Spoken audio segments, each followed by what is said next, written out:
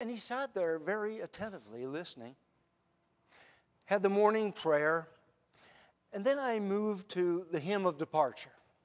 As we prepare to leave this place, I said, let's stand and sing our closing hymn. And I grabbed the hymnal and opened it up, and the organist started playing the closing hymn. And he yells out to me, he says, "Hey, mister," he says, "you forgot the offering." And I said, "Yeah, I did. Thanks for reminding me." I had purposely skipped over the offering so as not to embarrass him. I would be the one that would be embarrassed. I turned around, put the hymnal down, and picked up the offering plate from the altar.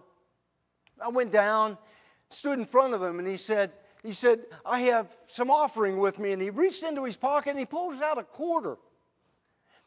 And he says to me, "A friend of mine at the home gave me this quarter. Oh, it must have been 5 years ago." And I told him at that time that I was going to keep that quarter and give it to the people I loved in that church.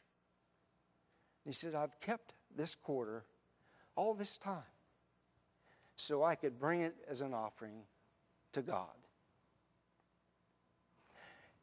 And I put the offering plate out, threw it in, and made a loud clang, and a big smile came across his face. Turned and offered a prayer. And then we sang the doxology. And for the first time in my life, I understood the meaning of those words. Stood there with him and we sang the final hymn, and I gave the benediction. And I escorted him to the door of the church. "Thanks, mister," he said. "Thanks for having church today. And do me a favor if you would. Would you tell the people that I was here and that I was asking for them?"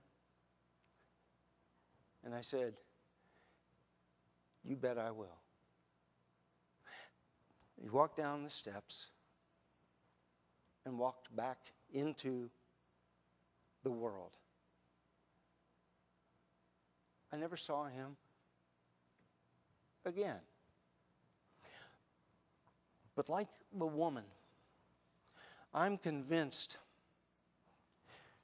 she didn't care that there was corruption in the temple. She didn't care that there were rich people that flaunted their money around. She didn't care that scribes were taking advantage of even widows. And she didn't care that in that church there was a schism. The only thing that she knew was that she dedicated herself to God, placed her full trust in God, and would continue to serve God in any way she could. What is an appropriate offering? We've wrestled with that question throughout time and eternity. But the widow's still out there. And she would say, appropriate offering is giving ourselves fully to our God. Thanks be to God. Amen.